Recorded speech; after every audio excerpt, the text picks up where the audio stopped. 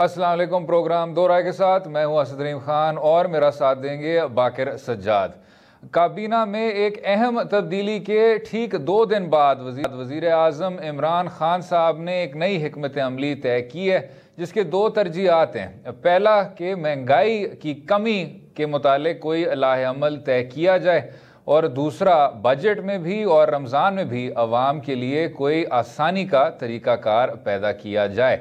बनी गाला में वज़ीर आज़म इमरान खान की ज़ेर सदारत में काबीना का इजलास हुआ जिसमें नए मुशीर ख़ज़ाना अब्दुल हफीज़ शेख साहब को पूरी तौर पे बाइख्तियार करने का यकीन दिलाया गया। साथ साथ हालांकि असद उमर साहब जो साबिक़ वज़ीर ख़ज़ाना रह चुके हैं उनके किरदार को सराहा गया। उनकी गैर मौजूदगी और कुछ और अहम वज़रा की गैर मौजूदगी भी नोटिस की गई। नई जो खसूसी मुआवने इतलात हैं फिरदौस आशिक अवान साहिबा, उन्होंने भी मीडिया को कुछ तसल्लियाँ दी और कहा कि हम अब मीडिया के साथ इंगेज करेंगे, कन्फ्रंटेशन की पॉलिसी अब पीछे छोड़ देंगे। देखना ये होगा कि अब जब पाकिस्तान के माशी सूरत हाल दिन ब दिन बिगड़ते जा रहे हैं, पाकिस्तान तहरीक इंसाफ क्या सूरत हाल को संभाल पाएगी और हफीज़ शेख साहब जब एक ऐसे वक्त में तकर्रुर हुए हैं जब सदारती निज़ाम 18वीं तरमीम के रोल बैक और मुख्तलिफ सूबाई इख्तियारात को कम करने की बात की जा रही है और टेक्नोक्रेटिक सिस्टम की बात की जा रही है, जब एक इतना अहम पोर्टफोलियो एक और टेक्नोक्रेट को सौंपा गया है, क्या पाकिस्तान और पाकिस्तान तहरीक इंसाफ की हुकूमत ज़्यादा से ज़्यादा एक टेक्नोक्रेटिक सेटअप की तरफ जा रही है? जनाब बाकिर साहब इन तमाम नुकात को अभी उठाते हैं, लेकिन सबसे पहले जो नई खसूसी मुआवने इतलात हैं डॉक्टर फिरदौस आशिक अवान साहिबा, उनका ज़रा एक बयान सुन लेते हैं इसी मीटिंग के मुतालिक। जो मीडिया है वो हमेशा मेरी स्ट्रेंथ रहा है और मैं समझती हूँ कि पाकिस्तान तहरीक इंसाफ की सबसे जो strong we are the media product, we are the media product. जैसे आपने सुना बाकिर साहब, we are the media product. अब इसका थोड़ा सा कॉन्टेक्स्ट ये है कि the media has been suffering since PTI took over. ये और आर्ग्यूमेंट है कि क्या वो स्ट्रक्चरल इस्लाहात की वजह से थी कि जी गवर्नमेंट एड्स थे उनको कटेल आपने किया तो मीडिया के जो अनसस्टेनेबल बिजनेस मॉडल्स थे वो भी कमज़ोर किए गए। दूसरी तरफ ये भी बार बार कहा गया कि जो आम सहाफ़ी है उसके जो एहसासात और जज्बात हैं उनको हुकूमत ने बिल्कुल भी तस्लीम नहीं किया, रिलीफ भी कोई ख़ास नहीं दी और एक काफ़ी मगरूर रवैया अपनाया। क्या समझते हैं आप बाकिर साहब मीडिया पॉलिसी की हैंडलिंग के मुतालिक और डॉक्टर फिरदौस की ये मजबूरी कि उनको कहना पड़ा कि जी हम सब मीडिया के प्रोडक्ट हैं, and then we'll move on to the economy? Asad, फिरदौस आशिक अवान साहबा कह रही हैं कि ये हुकूमत मीडिया प्रोडक्ट है, इस पर बंदा अब क्या कमेंट कर सकता है। मेरे ख्याल में वो तो किसी और की प्रोडक्ट हैं, वो अब अपने आप को मीडिया की कह सकती हैं बेनिफिशियरी है, क्योंकि मीडिया के जरिए किसके प्रोडक्ट हैं बाकिर साहब और किसके प्रोडक्ट हैं? दूसरा दिन हो गया मुझे पूछ रहे हैं यार। नहीं आप जवाब नहीं दे रहे। बात को सारी दुनिया को पता है और ये कि मीडिया के ज़रूर बेनिफिशियरी हैं कि जिस तरह से मीडिया ने एक नैरेटिव बिल्ड किया करप्शन के ऊपर, उसकी वजह से उनको फ़ायदा हुआ, उनकी जमात को अगले जो पिछले 2018 में इंतखाबात हुए उसमें कोई बेहतर कारकर्दगी दिखाए, अगरचे उनको बहुत सी और लोगों की भी मजबूत हमायत हासिल थी, लेकिन मीडिया का भी एक अहम किरदार रहा। लेकिन जब हुकूमत में आ गए तो उनका रवैया कुछ मीडिया के साथ उस तरह से नहीं था कि जिस तरह से एक्सपेक्ट किया जा रहा था। उसकी वजह जो मेरी समझ में आती है कि पीटीआई तकरीबन 22 साल अपोजिशन की सियासत करके आई और जो मीडिया का हमेशा से एक प्रो अपोजिशन बायस रहता है, तो वो एक्सपेक्ट कर रहे थे कि वो उनके हमनवा बन जाएंगे और अपना वॉच डॉग रोल छोड़ देंगे और हमेशा आपको हर जगह इमरान खान के गुण गाते हुए नजर आएंगे। तो थोड़ा सा इनके दरमियान तनाव आ गया, जिसकी वजह से उन्होंने कुछ इश्तिहारात की पॉलिसी को भी कर्टेल किया और उसके नतीजे में मीडिया इंडस्ट्री खुद एक क्राइसिस में आ गई। और चौधरी फवाद हुसैन साहब की जो ये तबादला है उसकी भी पीछे ये सबसे बड़ा वजह जो उनकी मीडिया के साथ कन्फ्रंटेशन की थी। उनकी ज़ाती तौर पे साफ़ियों के साथ बहुत अच्छी दोस्ती है, हमारे साथ भी उनकी दोस्ती है, लेकिन मीडिया हाउसेस के साथ उन्होंने कुछ इस तरह का रवैया अपनाया कि पूरी की पूरी मीडिया इंडस्ट्री एक क्राइसिस की तरफ चली गई। तो इमरान खान साहब ये शायद समझते हैं कि जो ये परसेप्शन क्राइसिस क्रिएट हुआ है इसमें मीडिया ने भी एक किरदार अदा किया है। لیکن اس میڈیا کے کردار کی بھی اگر تھوڑی سی بات کر لیں جناب، یہ عجیب ایک صورتحال ہے کہ وزراء کے تبدیلی سے کچھ 2-4 دن پہلے میڈیا خود انفارم کر دیتی ہے. کچھ مخصوص چینل ہیں جو ٹکر چلانا شروع ہو جاتے ہیں کہ جی یہ وزیر اب بدل گیا، یہ وزیر بدل گیا، اور جب پیمرا سے نہ صرف اس کی تردید آتی ہے، اس سے جب ڈسپلنری پروسیڈنگز بھی شروع ہوتی ہیں، میڈیا اس کو تبدیل بھی نہیں کرتا. تو یہ بھی ایک نیا آپ کو رجحان نہیں نظر آ رہا جب کچھ اینکر صاحبان کو پہلے سے ہی بتایا جاتا ہے کہ جی یہ آدمی تبدیل ہو جائے گا، یہ آدمی گھر چلا جائے گا؟ اسد، بطور ایک صحافی میں اس چیز کو انکریج کرتا ہوں کہ جرنلسٹ کو تحقیقی کام کرنا چاہیے، لیکن جہاں پر آپ کا بیڈڈ جرنلزم آنا شروع ہو جائے وہ میرا خیال میں تھوڑا سا تکلیف دہ ہوتا ہے، پریشان کن ہوتا ہے کہ آپ کچھ اداروں کے سپوکس پرسنز بن جائیں اور ان کے بھی آپ پہ خبریں لیک کریں. یہ چیز بہتر ہوتا کہ حکومت سے آتی. یہ آپ کے جو سول ملٹری تناؤ ہے جو ملک میں، اس کو اس وقت ڈیفائن کر رہا ہے. اگرچہ ہمیں یہی تاثر دیا جاتا رہا کہ یہ ختم ہو چکا ہے، لیکن ابھی بھی ایک ادارے کی آپ کو دوسرے کے اوپر بالادستی اس طرح کے واقعات سے نظر آتی ہے. اور یہ جو پرسپشن ہے کہ اب دونوں ہم آہنگ ہیں اور ایک ہی صفحے پر ہیں یا برابر کے شریک ہیں، وہ شاید وہ درست نہیں ہے وہ بات. اسی ڈسکشن میں ایک اور بات آتی ہے بار بار کہ لوگ بہت زیادہ ناخوش ہیں پارلیمانی نظام سے، صدارتی نظام کی طرف جانا چاہتے ہیں. کچھ آپ کے اکانومسٹ ہیں جو عجیب و غریب سٹیٹسٹکس بھی چلاتے ہیں جن کی کوئی خاص امپیریکل بیسس نہیں ہوتی. لیکن اگر اس پہ آ جائیں جناب، صدارتی نظام ورسز پارلیمانی نظام، ایک تو یہ جناب درست نہیں ہے کہ پاکستان میں پہلے صدارتی نظام آیا نہیں ہے. جنرل ضیاء الحق صاحب کی جو 8ویں ترمیم تھی آئین کے ذریعے، اس نے یہی کیا کہ پاکستان کو ایک صدارتی نظام میں تبدیل کر دیا تھا. پرویز مشرف صاحب کا بھی دور ایک گلوریفائڈ صدارتی نظام تھا، اور ایوب خان صاحب بھی بیٹھا کرتے تھے اور کہا کرتے تھے کہ پاکستان میں اس طرح کی پارلیمانی نظام اس لیے نہیں چل سکتی کیونکہ ہمارا موسم گرم بہت زیادہ ہے.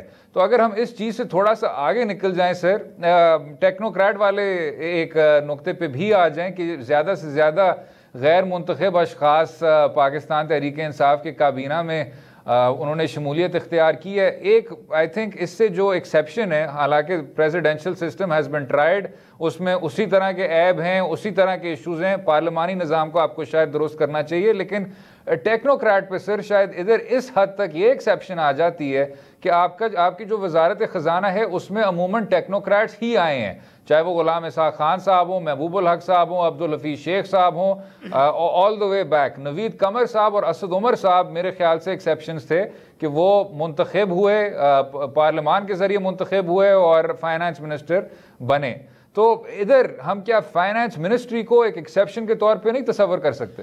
اسد، آپ نے ایک اور جس کو کہیں کہ بڑے مسئلے کی طرف اشارہ کیا ہے کہ ہماری جو سیاست جو ہے وہ سارے کے سارے ایک جسے کہیں کہ آپ کی پریویلیج کلاس کے ارد گرد گھومتی ہے اور آپ پیٹرنیج کے سسٹم کے اوپر چلتے ہیں. آپ نے اپنے اندر جس طرح کہ کہیں کہ ایکسپیرینسڈ یا یہ اسپیشلسٹ کیڈرز نہیں پیدا کیے کہ جو جا کے بعد میں اکانومی، فارن پالیسی، ڈیفینس جیسے اسپیشلسٹ سبجیکٹس کو ہینڈل کر سکیں آپ کے پولیٹیشنز آ کے. اس وجہ سے آپ کو بار بار ٹیکنوکریٹس کا سہارا لینا پڑتا ہے. یہ آپ ساری پارٹیز تقریباً دیکھ لیں جو 3-4 بڑی پارٹیز ہیں، ان میں کوئی بھی آپ کو اسپیشلسٹ اکانومسٹ نظر نہیں آئے گا، کیونکہ ہماری پولیٹکس کا نیچر ہو رہا ہے. ساری دنیا میں اسی طرح سے ہوتا ہے، لیکن وہاں پر کچھ لوگ ایکسپرٹس بھی پولیٹکس میں شریک ہوتے ہیں. تو یہ ہمیں شاید اپنی جو پولیٹکس کا بیسک کنٹورز ہیں، ان کا نیچر ہے، اس کو ہمیں تھوڑا سا درست کرنے کی اس وقت ضرورت ہے. اور جہاں تک آپ نے پریزیڈنشل سسٹم کی بات کی، تو یہ جو بحث ہے وہ اس شد و مت سے جاری ہے. اس سے خوف پیدا ہوتا ہے کہ جو ہم آصف زرداری صاحب کی اس بات کو یہ کہہ کر رد کر دیتے تھے کہ 18ویں ترمیم کو رول بیک کرنے کی کوشش ہو رہی ہے کہ پارلیمانی نظام میں اس طرح کی گنجائش نہیں ہے. تو یہاں پر یہ جاری ہے اور کسی طرح سے وضاحت بھی ابھی تک نہیں آئی. تو اس کا مطلب ہے کہ کہیں نہ کہیں اس طرح کی سوچ جاری ہے، اور یہ پریشان کن اس لحاظ سے ہے کہ ہمارا جو ایک سٹرکچر اس طرح سے سے ہے کہ ہم صوبوں پر مشتمل ہیں اور یہ تمام کے تمام صوبے کوئی برابر اس طرح کی پارلیمنٹ میں نمائندگی نہیں رکھتے. اس طرح کا جو ایک پرسیپشن پہلے بھی چل رہا ہے ہمارے ملک کے اندر کہ ایک صوبے نے کسی طرح سے دوسرے صوبوں کی کاسٹ پہ زیادہ ریسورسز حاصل کیے ہیں, زیادہ انفلوئنس حاصل کیا ہوا ہے پالیسی میکنگ میں, تو یہ چیز ہمارے اس سسٹم میں شاید ورکیبل نہیں ہے. ہمارے ہاں جو 73 کا آئین طے ہوا وہ ایک کنسنسس ڈاکومنٹ تھا اور میرا خیال میں اس جو بیسک جو آپ کا فیبرک ہے گورننس کا, اس کو چھیڑنے سے زیادہ مسائل گمبھیر ہوں گے نہ کہ آپ کے مسائل حل ہوں. یہ بہت شارٹ سائٹڈ ویژن ہوگا کہ ہم پارلیمنٹ کو اس گورننس کے اسٹرکچر کو ہم پارلیمانی نظام سے صدارتی نظام کی طرف لے چلیں.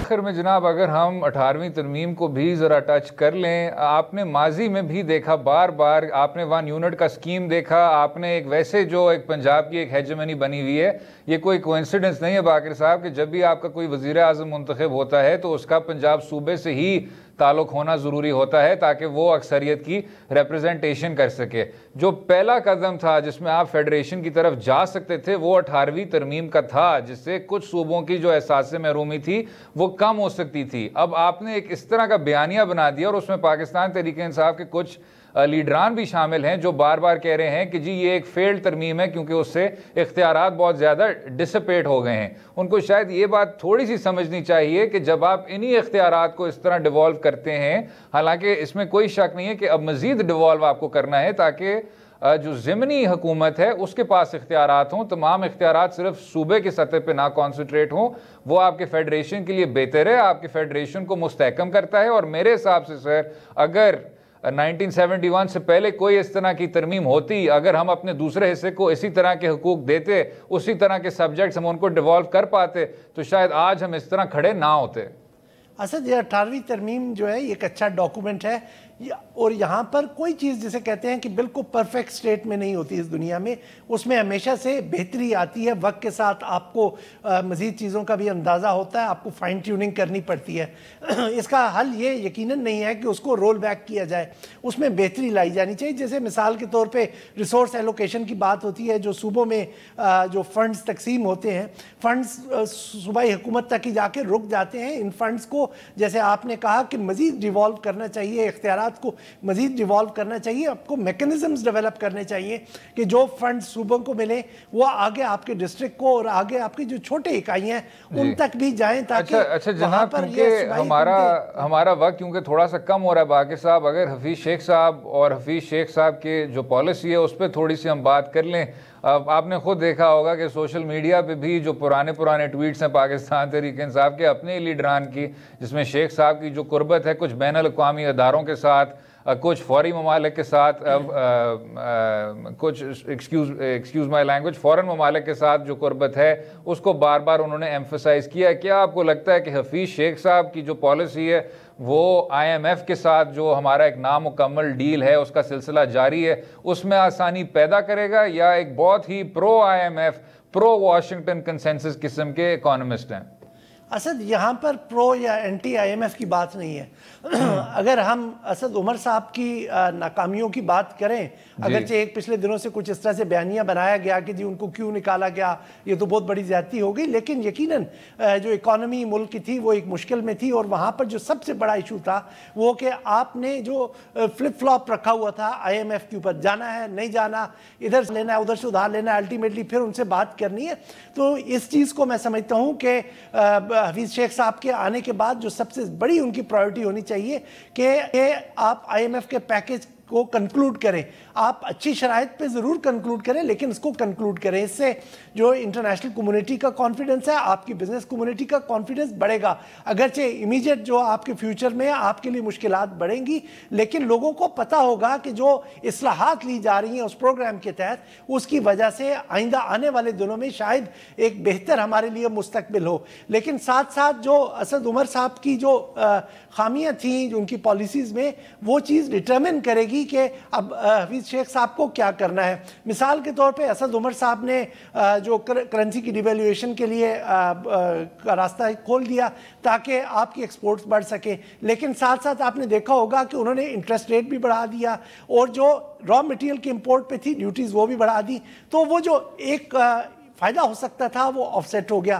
اسی طرح سے انہوں نے وہ بجلی سارا اور ٹھیک گیس ہے کی سر, وہ سارا ٹھیک ہے, لیکن آپ ایک 5 سال کی میراث کا سامنا کر رہے ہیں جس میں آپ نے ایک امپورٹ سینٹرک اکانومی بنائی ہے, فورن ریزروز کو آپ نے آگ لگا دی اور آپ نے اپنے ڈالر اور 100 روپے کے ایکسچینج کو بھی آرٹیفیشلی پیکڈ رکھا. تو ایک تو آپ پہلے سے ہی ان تمام درپیش جو تمام بحران درپیش تھے ان کا سامنا کر رہے تھے. ایک تو یہ سر, پھر ساتھ میں آپ کی اپنی ہی سیاسی جماعت پورے وقت آپ پہ وار کر رہی تھی. پھر تیسرا, آپ کو بار بار بتایا جا رہا تھا کہ IMF نہیں جانا, آپ سعودی عرب سے پیسے لیں, آپ چین سے پیسے پکڑیں, آپ ہر جگہ جائیں کاشکول لے کے, یہ فرینڈلی کنٹریز ہیں, دے ول سبسٹیٹیوٹ فار دا IMF. اور یہ آپ کی سینئر پارٹی کی عادت کہہ رہی تھی.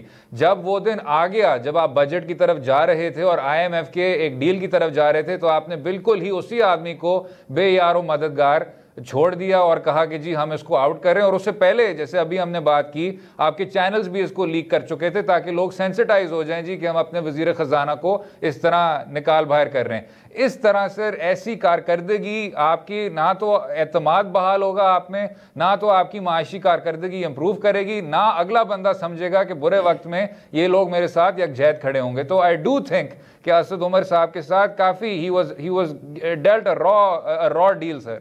نہیں اسد, ان میں یہ بات میں آپ کی بالکل مانتا ہوں کہ جو آپ کی پارٹی پالیسی ہوتی ہے, جس طرح کا عمران خان صاحب نے پہلے ایک بیانیہ قائم کیا تھا کہ میں خودکشی کر لوں گا, IMF کے پاس نہیں جاؤں گا, وہ آپ کے آپشنز کو ریسٹرکٹ کر دیتا ہے. لیکن جب آپ کی ایک چیز کی ریسپانسبلٹی ہے تو آپ کو ایک بالکل آنیسٹ اوپینین اپنے باس کو دینا چاہیے. مجھے یاد ہے کہ اسد عمر صاحب نے فورن آفس میں شاہ محمود قریشی کے ساتھ پریس کانفرنس کرتے ہوئے جب ان کو سعودی ایڈ مل گئی تو انہوں نے کہا کہ جناب سعودی ایڈ اور چائنیز ایڈ کے بعد ہمیں اب IMF کی شاید ضرورت نہ رہے.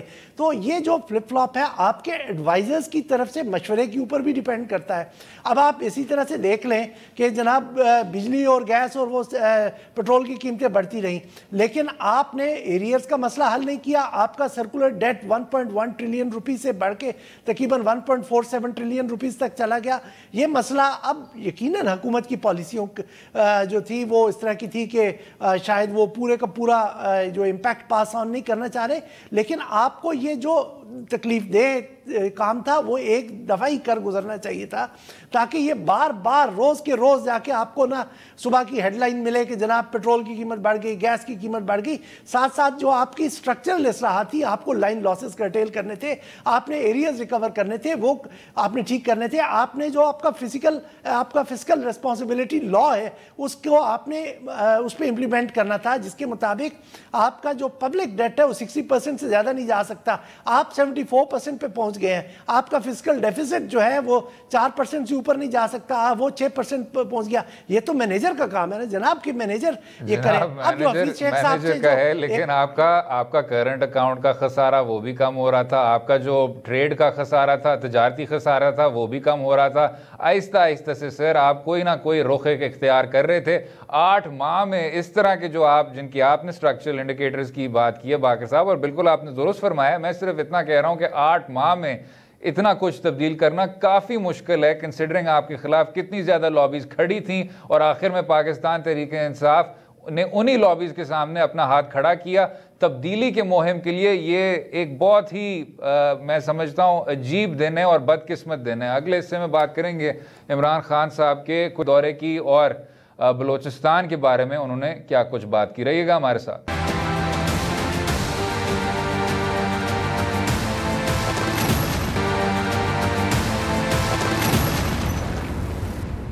ویلکم بیک ٹو دو رائے. بات کریں گے جنوری اور فروری 2013 میں جب ہزارہ برادری پہ بے دردی سے حملے ہوا کرتے تھے, تو ایک ہی شخص پاکستان کی مین سٹریم سیاسی جماعتوں میں نہ صرف دہشت گرد تنظیموں کا نام لیتا تھا, لیکن یہ بھی کہتا تھا کہ ہزارہ برادری کے لیے کوئی آدمی نہ آواز اٹھا رہا ہے نہ ان کے ساتھ کھڑا ہے. اس آدمی کا نام عمران خان تھا. 2013 میں جب وہ حزب اختلاف میں ہوا کرتے تھے تو ایک بھرپور احتجاج کے انداز میں بھی, کانڈمنیشن کے بھی انداز میں بھی, اور مسئلے کی شناخت کرتے ہوئے وہ کہا کرتے تھے کہ ریاست پورے طور پہ فیل ہو گئی ہے. لیکن اس بار جب ہزار گنجی مارکیٹ میں حملہ ہوا تو عمران خان صاحب نے نہ تو کسی مسئلے کی شناخت کی, نہ تو لواحقین کی بات کی, صرف کہا کہ وہ مذمت کرتے ہیں, اور پھر تمام بلوچستان کی کمیونٹی اور ہزارہ کمیونٹی نے انتظار کیا. کیبنٹ میں رشفل ہوا, سیاسی سرگرمیاں ہوئیں, لیکن تب بھی عمران خان صاحب نے کوئٹہ کا دورہ نہیں کیا.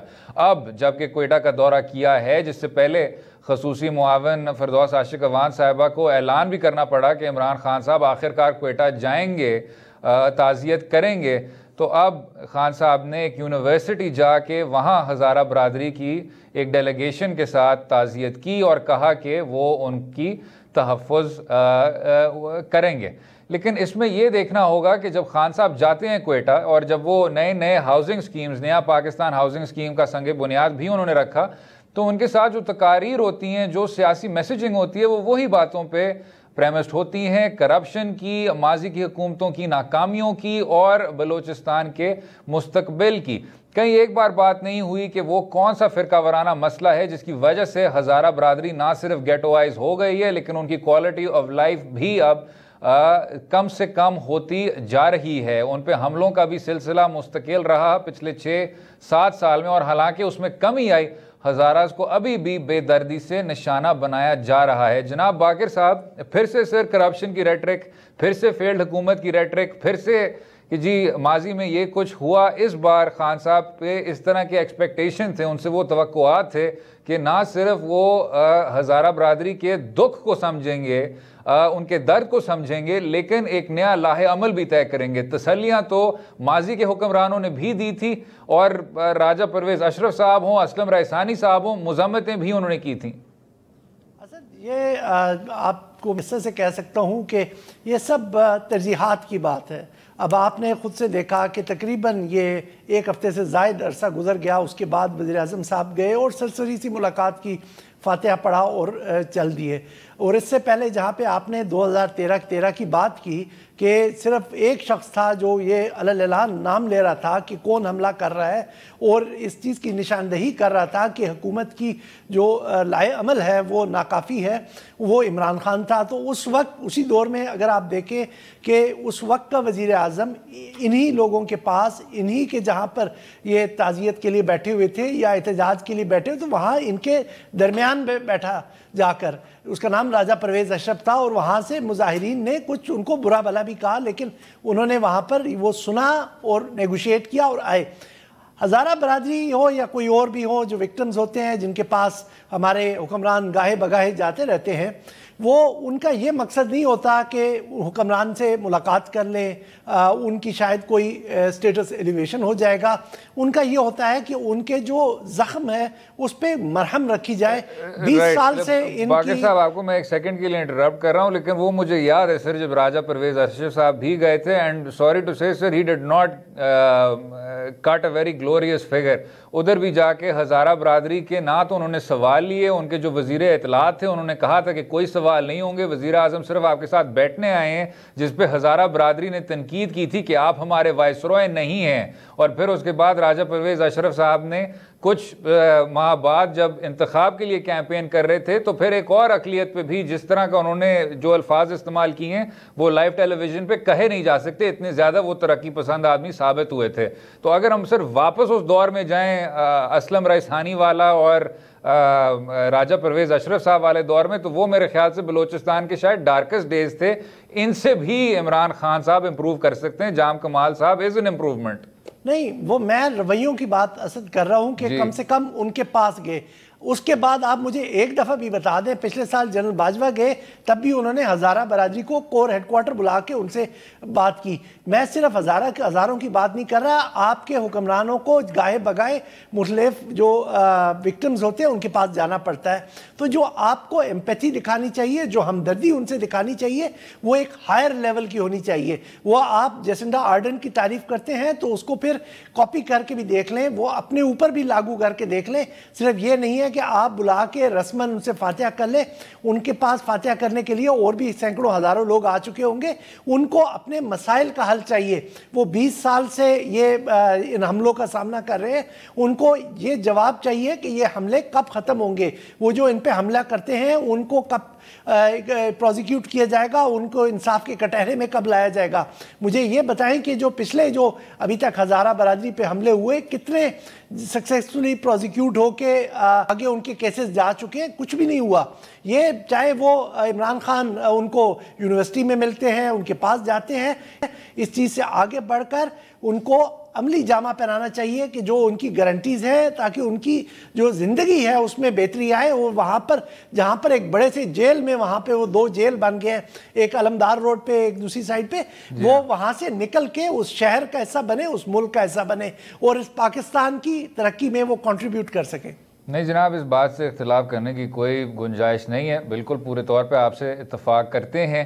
اگر ایک اور جناب بلوچستان کا ایک پیچیدہ معاملہ ہے جو ایران کے ساتھ آپ کے تعلقات ہیں اس سے بھی منسلک ہے. ابھی آپ نے دیکھا کہ اوماڑا میں اتنا بڑا حملہ ہوا, لوگوں کی شناخت کی گئی, ان کو اتارا گیا, علیحدگی پسند دہشت گرد تھے ان کو شہید کیا گیا, اور پھر اس کے بعد جو ریاست پاکستان کا موقف ہے وہ یہ ہے کہ وہ ابھی بھی ایران کے کچھ مخصوص حصوں میں پناہ لے رہے ہیں. اب عمران خان صاحب ایران پہنچ گئے ہیں, ان کا جو ٹرپ ہے اس میں یہی توقعات ہیں ان سے کہ اس طرح کے پوائنٹس بھی وہ اٹھائیں گے, لیکن آپ مجھ سے بہتر جانتے ہیں کہ ایران کے بھی یہ الزامات ہیں پاکستان میں. حالانکہ یہ ضرور کہنا چاہیے کہ ریاست ایران کا جو جس طرح کا ایک الزام لگانے کا انداز ہے وہ پاکستان سے کئی زیادہ جارحانہ ہے. پاکستان پھر بھی ایک ڈپلومیٹک انداز کو کسی طرح سے اپناتا ہے. گوئنگ فارورڈ لاہ عمل کیا ہونا چاہیے؟ عمران خان صاحب اب ادھر ہی ہیں اپنے ہمسائے ملک میں. اچھا, جو سیکیورٹی کا ہے وہ میرا خیال میں جو ابھی ان کی جو بائلیٹرل ٹاکس ہیں اس میں ٹاپ پہ ہوگا اس وقت, اور یہ کافی عرصے سے چل رہا ہے. اس کے اوپر جا کے دونوں ممالک کو بیٹھ کے آنیسٹ اور کینڈڈ ڈسکشنز کرنی چاہیے. جو ایک دوسرے کے بارے میں خدشات ہیں انہیں ایڈریس کرنا چاہیے, اور اپنی لا انفورسمنٹ کی پریزنس کو ان صوبوں میں بڑھانا چاہیے.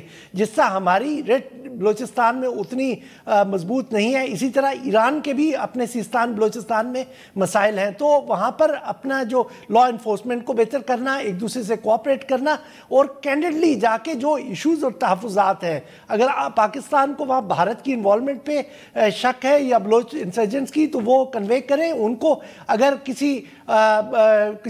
کوئی چیز کنسرن کر رہی ہے پاکستان کی ٹیریٹری کے اوپر, اور جیسے واقعات پیچھے ہوئے آپ نے دیکھا ہوگا اکتوبر میں ان کے فوجی اغواؤں کے یہاں سے آئے جو ابھی تک 12 میں سے 9 بازیاب ہو سکے ہیں, اور پھر IRGC کی بس پہ حملہ ہوا. تو یہ سب چیزیں ایک کینڈڈ ماحول میں بجائے کہ ڈسٹرسٹ کے ساتھ ایک دوسرے سے بات کریں, وہ ان کو آپس میں بالکل دو ٹوک طریقے سے بات کر کے اس کا حل تلاش کرنا چاہیے.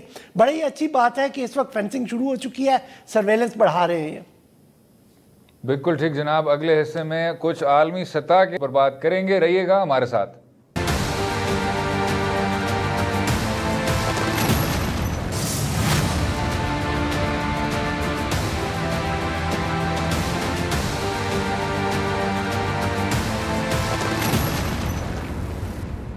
ویلکم بیک ٹو دو رائے. سری لنکا سے بہت ہی تشویشناک خبر سننے کو مل رہی ہے جس میں 207 سے زیادہ لوگ ہلاک ہوئے ہیں.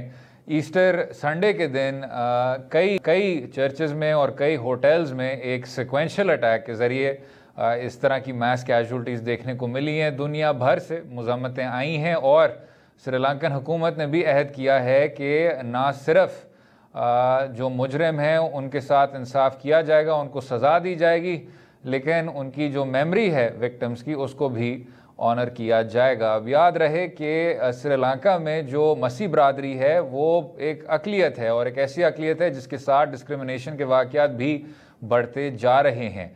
مسیح برادری کو سمجھا جاتا تھا کہ ایک یونیفائنگ فیکٹر تھا ایک ایسے ملک میں جہاں ٹامل اقلیت اور سنہالیز اکثریت نے آپس میں نہ صرف سول وار بھی لڑا ہے ان کے, لیکن کیونکہ دونوں فیکشنز میں کیتھولک ریپرزنٹیشن تھی تو کرسچن کمیونٹی کو سمجھا جاتا تھا کہ یہ ایک یونیفائنگ فورس ہے. لیکن آج بم دھماکوں کے ذریعے بھی اس فورس کو کس طرح नुकसान पहुंचाया गया और किस तरह टेरराइज किया गया वो भी सबके सामने है। जनाब बाकिर साहब, ये एक काफ़ी पहला सूरत हाल है सर। बीच में आपने देखा होगा कि कुछ हिंदुस्तान की भी मीडिया ज़राए हैं और आपको याद होगा कि हिंदुस्तान का काफ़ी डिस्टेबलाइजिंग एक फोर्स रहा है श्रीलंका में कुछ सालों से।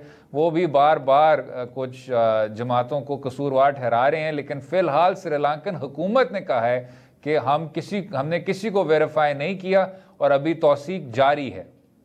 असद, श्रीलंका का काफ़ी अरसे से एक मसला चल रहा था जो वहाँ की अक़लियतें थी, ख़ास तौर पे क्रिश्चियंस के साथ, और जो क्रिश्चियंस की एसोसिएशन है वहाँ पर उन्होंने पिछले साल तकरीबन कोई 86 के करीब वाक़यात वहाँ डॉक्यूमेंट किए थे। इस साल 26 हुए, जिनमें ज़्यादातर वहाँ की अक्सरियत जो बुद्धिस्ट हैं उनकी तरफ से ईसाइयों के ख़िलाफ़ हुए थे। लेकिन ये वाला जो वाक़या है ताज़ा तरीन है, इसके ऊपर किसी डिफरेंट किस्म की हमें वो मोहर या निशानात नज़र आते हैं। जो सिक्योरिटी एनालिस्ट हैं उनका ख़दशा ये है कि जो 2016 में लाहौर में वाक़या जिस जमात ने यहाँ पर जो एक दहशतगर्द आलमी दहशतगर्द जमात है उसने किया, फिर 2017 में मिस्र में किया, उन्होंने ही शायद जाकर अभी वहाँ पर श्रीलंका में भी किया। और ये श्रीलंका का दाइश के साथ कुछ अभी 2-3 साल से ये मसला चल रहा है। लेकिन बाकिर साहब, इसमें पहले ऑफिशियल वेरिफिकेशन के लिए इंतज़ार कर लेना नहीं चाहिए इससे पहले कि हम कहें कि जी कौन सी जमात कसूरवार है, जिम्मेदार है? इसमें कोई शक नहीं कि दाइश एक मैं समझता हूँ बैनुल अक़वामी नासूर है जिसको हर मुल्क से आपको मिटाना चाहिए। लेकिन इधर क्या श्रीलंकन हुकूमत की वेरिफिकेशन के लिए इंतज़ार नहीं करना चाहिए? नहीं असद, उनका इंतज़ार यकीनन, वो उन्होंने बड़ा एक अच्छी पॉलिसी रखी हुई है कि अभी तक किसी के ऊपर फिंगर पॉइंटिंग नहीं किया। लेकिन मैं कह रहा हूँ कि यहाँ पर वहाँ जो उनका एक सिक्योरिटी एनालिसिस कर रहा हूँ कि वहाँ दाइश का मसला 2016 से चल रहा है और वो उसका एक भारत के साथ गहरा ताल्लुक है। सर, क्योंकि वक्त कम हो रहा है तो इसी पॉइंट पे क्लोज करते हैं। मुश्किल के वक्त में श्रीलंका हमेशा पाकिस्तान के शाना बशाना खड़ा रहा है। इस बार भी पाकिस्तान की रियासत को, पाकिस्तान लोगों को भी यकजहती का इजहार करना चाहिए और बाहमी इत्तेहाद का इजहार करना चाहिए। उम्मीद है आपको आज का प्रोग्राम पसंद आया होगा। मुझे और बाकिर सज्जाद को अपनी राय से भी आगाह कीजिए सोशल मीडिया के जरिए और अगले हफ्ते तक इजाज़त दें। खुदा हाफिज़।